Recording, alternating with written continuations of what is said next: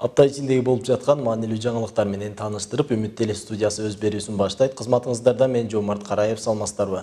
Алгач бүгүнкү берүүбүздүн кыскача топтомдору менен таанышып алыңыздар.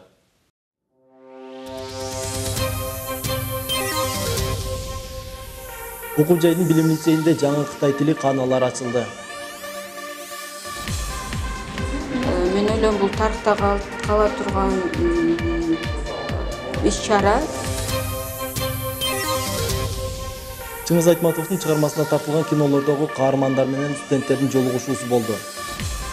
Айтматовдун чыгармаларына болгон активдүүлүгү байкалып атат. Ош мамлекеттик университети менен Кыргыз мамлекеттик медициналык академиясынын профессор-окутуучуларынын ортосунда кызматташуулар уланууда. Бусунун ортосунда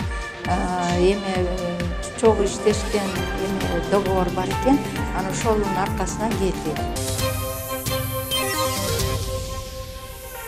Кыргыз Республикасынын эл артисти Жолболду Алыбаев 50 жыл сахнада деген аталыштагы жеке концертин берди.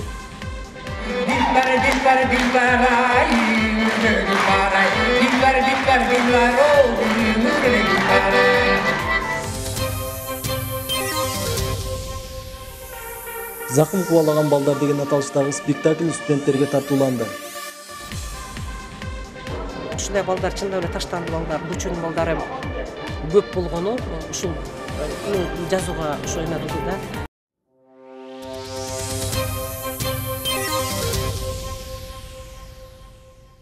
Ош мамлекеттик университетинин билим лицейинде жаңы Кытай тили кааналары ачылды. Жаңы ачылган бөлмөлөр заманбап аппаратуралык жабдыктар менен толукталып, окуучулар үчүн жакшы шарттар жаралды. Ачылыштын алкагында аталган лицейдин окуучулары концерттик программаларды даярдашкан.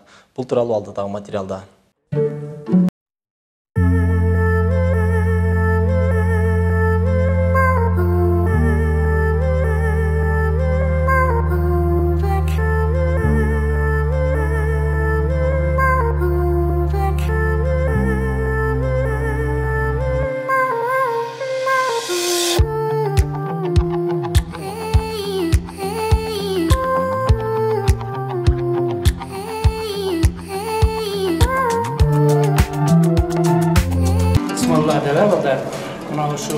Кытай таануу каанасы эмеден окуучулар силерге билимдин жакшынакай ачкычы болсун. Ушул жерде жана Конфуций өзү эмеден жөнөкөй үйдөн чыкканда анан кийин адамгерчилик сапаттарды биринчи орунга койгон да. Анан ошон үчүн силер да адамгерчиликтүү, ыймандуу окуучулардан болсун ушул жердеги окуучулар, билим алган.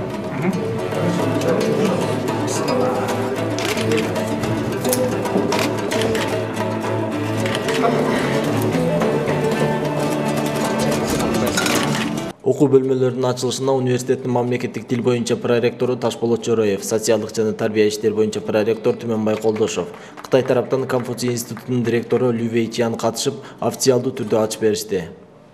Бул билим лицеи, Ош мамлекеттик университетинин билим лицеи үчүн бул чоң ийгилик. Мен ойлойм, бул тарыхта кала турган иш-чара. Анан бул жерде азыр биз Кытай тараптагы Конфуций институтунун директору Лю Вэйчан менен сүйлөшкөндө ал дагы белгилеп кетти. Бул жерде биздин ректордун колдоосу аябай чоң да. Чоң себеби Конфуций каанасы мектептерди эгерде алсак, биринчи жолу ушул Ош мамлекеттик университетинин билим лицейинде ачылып атат. Жана Кытай тараптагы директор айтып кетти, көп эле кайрылуулар бар экен. Ош шаарында мектептердин директорлору кайрылышат экен, бирок ишеничти ушул бир гана Ош мамлекеттик университетке бердик дейт да. Бул окуу бөлмөлөрү Конфуций институтунун Кытай тараптагы жетекчилиги жана окуу жай тарабынан камсыздалып, жалпы ремонттон сырткары компьютер, принтер, проектор жана башка окуу жабдыктары менен толукталды. Билим лицейинде 2013 жылдан тартып Кытай тили боюнча окуучуларга үйрөтүлүп келет. Учурда мында 193 өспүрүм билим алса, алардан 52 окуучу кошумча Кытай тили предметинен да сабак алышат. Жашаган жан мезгилинде бүгүнкү күн өзгөчө тарыхта кала турган күн болууда. Улуу жибек жолу Кыргыз-Кытай достугу Ош мамлекеттик университетинин билим лицейиндеги Конфуций классынын ачылуу аземине жалпыңыздарды кош келипсиздер дейли. Ачылыштын алкагында окуучулар Кыргыз-Кытай факультетинин студенттери менен биргеликте өздөрү даярдаган концерттик программаларды тартуулашты. Салтанатта жаштар комузда кол ойнотуп, ыр бийлерди аткарып, эки элдин маданиятын чагылдырган номерлерди аткарышты.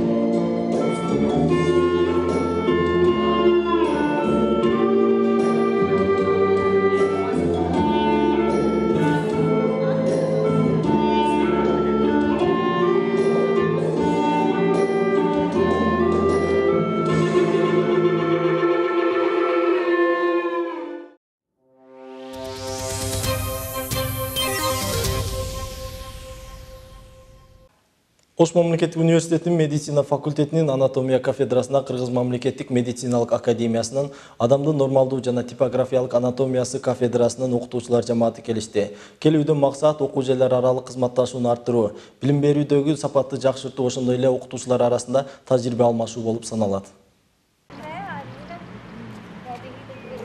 Окуу жайдын анатомия кафедрасындагы музейде студенттер практикалык сабактарда колдонуучу нымдуу жабдыктар 40 жылдан бери сакталып келет. Колдонмолор көп тургандыктан мөөнөтү өтүп, жаңылоого муктаж болуп турган. Медициналык академиянын адамдын нормалдуу жана типографиялык анатомиясы кафедрасынан келген Тамара Абаева, Масалбек Сатыбалдиев, Кубат Смайыловдор бул багытта тажрыйбалуу адис болгондуктан усулдарды жаңылоого көмөктөшүү максатта анатомия кафедрасы тарабынан чакырылган. Учурда музейдеги жабдыктардын баарын биргеликте жаңылашты.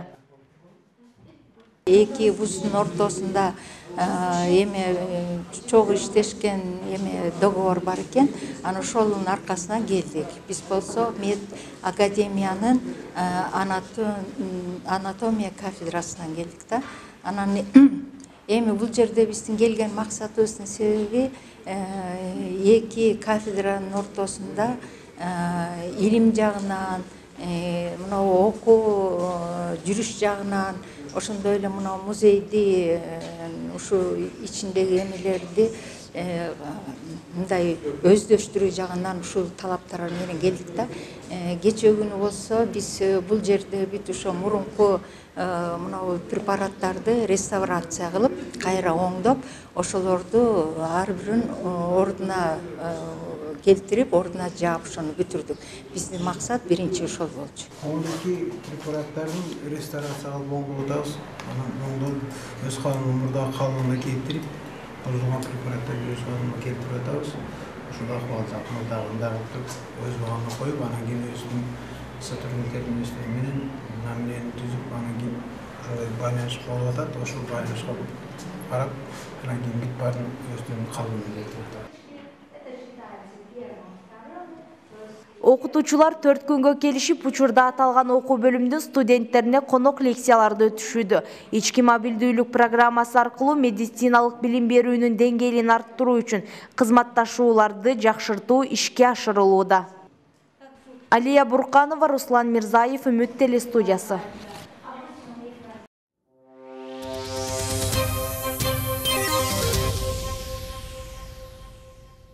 Ош мамлекеттик университетинин чет тилдер жана маданият факультетинде залкар жазуучу Чыңгыз Айтматовдун калемине таандык болгон чыгармаларга тартылган белгилүү кино тасмаларда башкы ролдорду жараткан каармандар менен студенттердин жолугушуусу болду. Анда студенттер актерлорго Чыңгыз Айтматов, анын чыгармалары, ошондой эле тасмага тартылуу учурундагы кызыктуу көз ирмемдер тууралуу суроолорду беришип, жакында маек курушту. Бул тууралуу кийинки сюжетте. Белгилүү актерлор менен студенттерди жолуктуруунун максаты Чыңгыз Айтматовдун 90 жылдыгына карата жаштарга залкар жазуучунун өзү жана чыгармачылыгы тууралуу кенен маалымат жеткизүү, ошондой эле китеп окууга болгон кызыгуусун арттыруу болуп саналат. Жамила повестинде азыр кино тасмасында өзүнүн өзгөчө рол жараткан таланттуу актер Насрет Дубашев Аккене повестинде рол жаратып, сиздердин жүрөгүңүздөрдү алган дагы бир актер Нургазы Сыдыгалиев.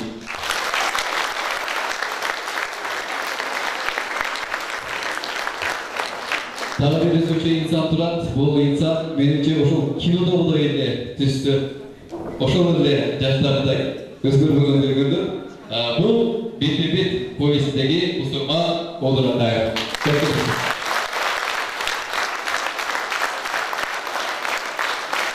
Жана ошондой эле бүгүнкү жаштарга кеченин иш-чаранын уюштуруучусу Булан Болсонбеков. Мен эми бир аз расмий бөлүгүн өтөйүн. Ушул чакан иш-чарабызды жаштарга кептери менен ачып берүү үчүн Ош мамлекеттик университетинин мамлекеттик тил боюнча проректору Ташбулут Журуевга агайыбызга сөз кезегин берсек.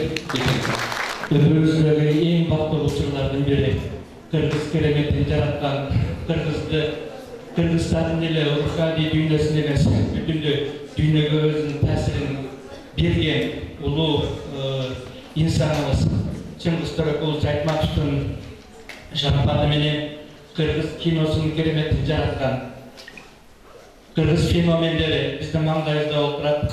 Урматтуу биздин ишенебизге бүткөн искусство чеберлери, урматтуу биздин эң жакын адамдарыбыз, күн сайын үйүбүздө көргөн сиздер, күн сайын сиздер менен балдарыбызга, неберелерибизге тарбия берген урматтуу биздин насаатчыларыбыз, биздин тарбиячыларыбыз, Ош мамлекеттик университетине, Ош шаарына кош келипсиздер. Белгилүү актерлор студенттерге киного тартылып калуусунун жоо жайы, ролдорду жаратуудагы эсте калган окуялар боюнча айтып беришти. Ошондой эле студенттер аталган кино, фильмдер жана каармандардын жеке өздөрү тууралуу кызыктырган суроолорду узатышты. Чыңгыз Төрөкулович Айтматовдун быйыл 90 жылдыгына карата бизде кыргыз кино департаментинде ушундай Кыргыз департаментинде кино кербен эмеси жүргөндө ошол боюнча келгенбиз биз студенттер менен, жаштар менен жолугушуу боюнча. негизи студенттердин Айтматовдун чыгармаларына болгон активдүүлүгү байкалып атат. Бүт образдарды, ар бир каармандын болгон ошолор менен чогуу көз караштарын талкуулап, активдүүлүгү билинип турат да.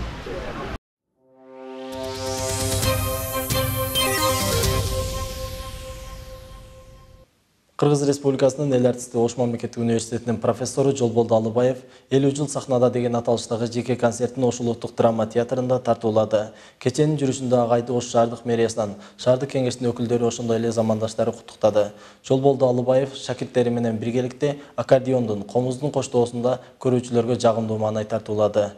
Бул тууралуу алдыдагы материалда.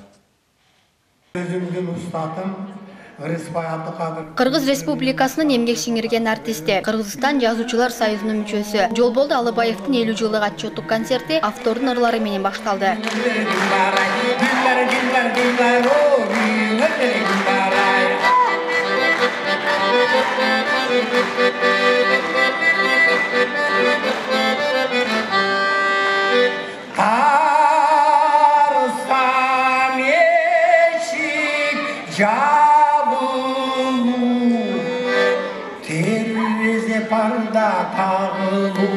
Bilmem bir ok negedir lampiçkalar jagılı. Dilber ay yüzüm baray. Dilber o yüzüm baray.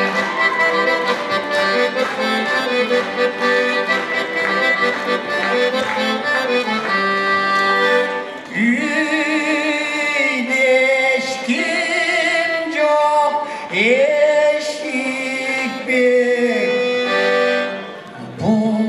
Kaydan yetişmek, eğer geçse bir caka kulu salıp yetişmek. Dilber ay yüzümüzde dilber ay. Dilber o yüzümüzde dilber ay. Dilber o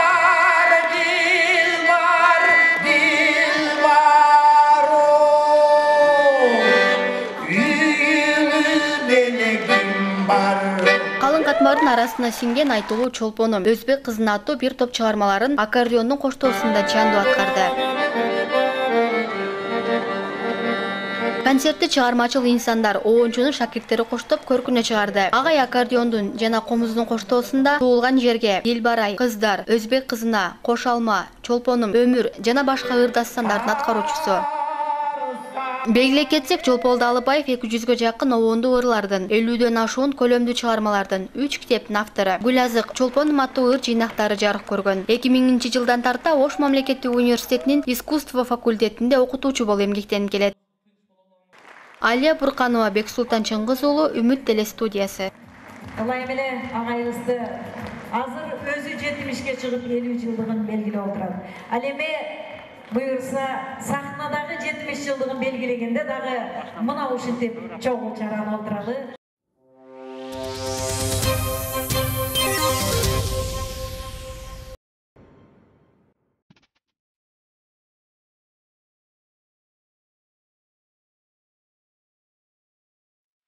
Ош мамлекеттик университетинде 21 апрель күнү таңкы саат 8ден баштап окуу жайдын башкы имаратында кесипке багыт берүү алкагында билим майрамы өткөрүлмөкчү. Билим майрамында Ош мамлекеттик университетинин институттары, колледждери, лицейлери билим жарманкесин тартуулайт. Ошондой эле бардык адистиктер интерактивдүү шоу программаларын көрсөтмөкчү. Аталган майрамга бардык аймактардан абитуриенттер, студенттер, агай эжекелер, кызыккан бардык инсандар конок катары чакырылган. Жылда жогорку даярдыкта өткөрүлүүчү бул майрам бул жылы да өзгөчөлүктөр жана жаңылануулар менен коштолоору пландалган. Кошумчалай кетсек, билим майрамында университеттин бардык факультеттеринде саякаттоого да мүмкүнчүлүк түзүлөт. Андыктан шаар тургундары аталган салтанатка катышып кеңири маалыматтарды алып кетсе болот.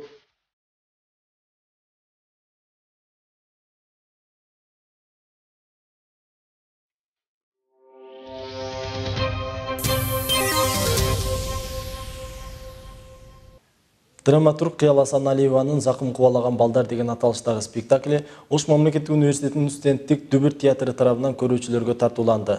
Ага Ош мамлекеттик университетинин проректорлору, окутуучулары жана студенттери катышып, спектакль көрүүчүлөрдүн купулуна толуп, авторго Ош мамлекеттик университетинин ардак грамотасы жана акчалай сыйлыктары тапшырылды.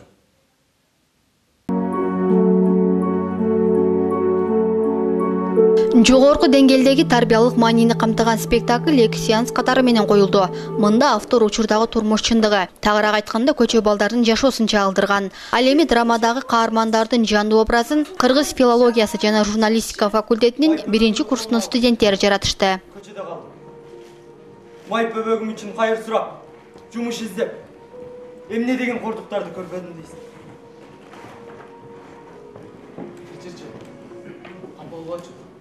Мен билбей эле сурап аттым.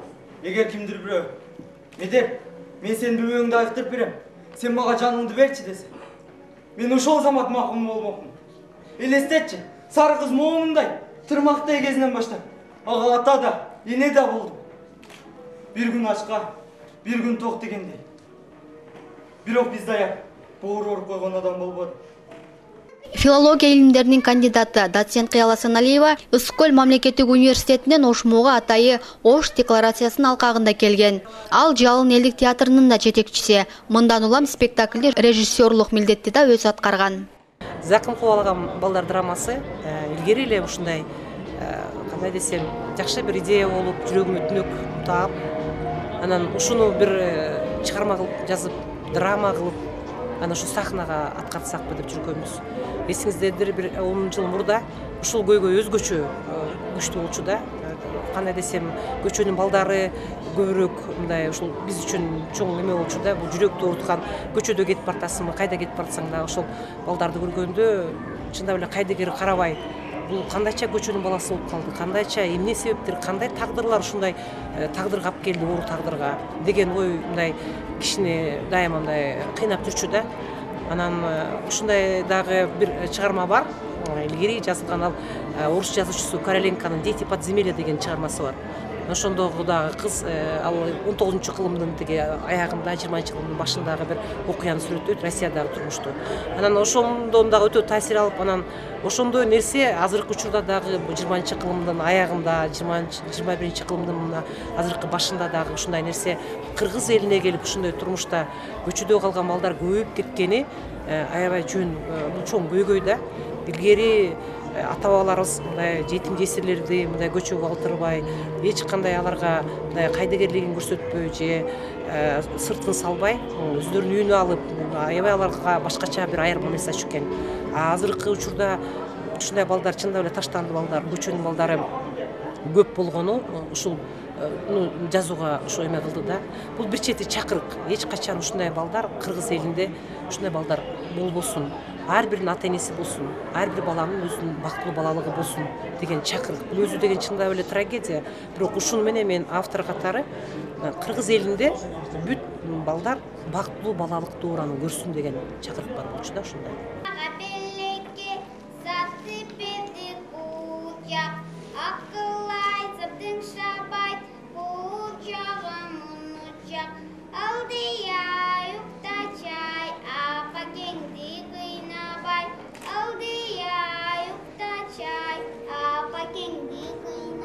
Кошумчалай кетсек, спектакльде баш каарман сары кыздын образын Асема Рахманбердиева жараткан. Ал номер 14 Алтыбаев мектебинин 4-классынын окуучусу. Драмадагы мыкты аткаруу чеберчилиги үчүн Ошмунун ыраазычылык каты менен сыйланды.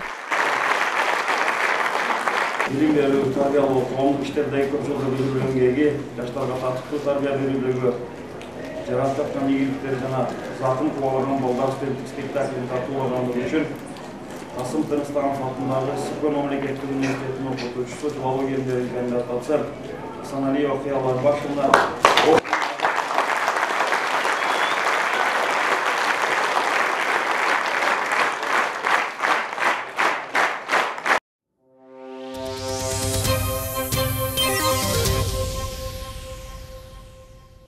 Ош мамлекеттик университетинин медициналык коллежинде Чыңгыз Айтматовдун 90-жылдык мааракесине карата Айтматов ааламы деген аталыштагы иш-чара болуп өттү. Кечеде студенттер Чыңгыз Айтматовдун чыгармаларынан көркөм окууларды айтып, сахналык көрүнүштөрдү жаратып, ыр-бийлерди аткарышты. Бул тууралуу алдыда. Жазуучунун 90 жылдыгына арналган кечи алгач таланттуу жаштардын ыр-бийлери менен ачылды. Профессор окутуучулар куттуктоо сөзүн сүйлөп, Чыңгыз Айтматовдун өмүр чыгармачылыгы жана анын адам баласынын руханий байлыгынын өсүүсүндөгү орду боюнча студенттерге өз ойлорун билдирип, чыгармаларын окууга чакырышты. Иш-чара Айтматов ааламы деп аталып, медициналык колледждин тил кафедраларынын окутуучулары тарабынан уюштурулуп, биринчи курстун студенттеринин ортосунда даярдалды. Бул максат студенттердин, окутуучулардын Чыңгыз Айтматовдун чыгармаларындагы катышкан каармандардын көтөрүп чыккан негизги маселелердин, көйгөй болгон нерселердин турмушта ошондон сабак алып, жашоо турмушунда ошону негиз тутуп, ал киши айткандай адам болуунун үлгүлөрүн үйрөнүш максатта атайын жасалып жатат. Негизинен алганда программанын жүрүшү кыска, нуска, таасирдүү, чыгармачылык менен изденгендиги үчүн жалпы көрүүчүлөргө жакты. Ал эми бул иш-чара ай сайын улантыла берет. Кеченин жүрүшүндө студенттер жазуучунун чыгармаларынан сахналык көрүнүштөрдү чеберчилик менен аткарып, көркөм окууларды айтып, жалпы көрүүчүлөрдүн Чыңгыз Айтматовдун жараткан эмгектерине болгон кызыгуусун арттырышты. Окуу жай жетекчиси Канибек Исаковдун буйругу менен университетте профессор окутуучулардан тартып, катардагы студенттерге чейин Чыңгыз Айтматовдун чыгармаларын кайрадан окуп чыгуу буйругу чыккан. Сен да тайтаңды тартып, айнай баштадыңбы? Кана, көрөйчү, кандай китеп кабыл экен? Коя турчу, сен кайсы мектеп барасың? Тез айдагы. Атам өзү алып барып келем деди го. Атаңа да айт, чогуу бир партада отуруп, бир атка учкашып, жүрө бересиң. Сен дагы атаңды тартып, кичине, Бар кой. Тарынба, senin kitap kapçan en sonun tura. Бар ой. Мен çoğunluğa çeti ойлелік. Бар.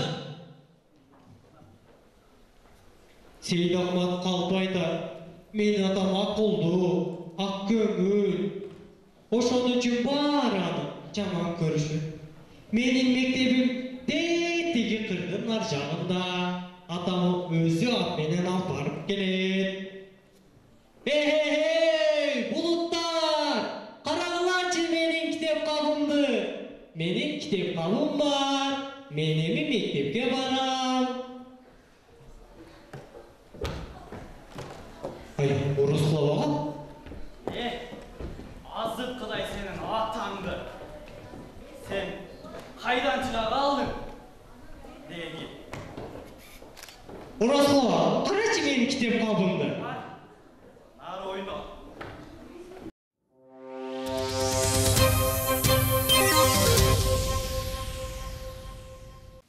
Ушун менен бизге бөлүнгөн убакыт соңуна келип жетти. Ушул жана башка маалыматтар менен Ош Суу Чекит Кеji сайтынан жана YouTube'дагы каналыбызга катталып көрсөңүздөр болот. Кызматыңыздарда мен Жомарт Караев болдум. Кайрадан эфир аркылуу амандашканча саламатта калыңыздар.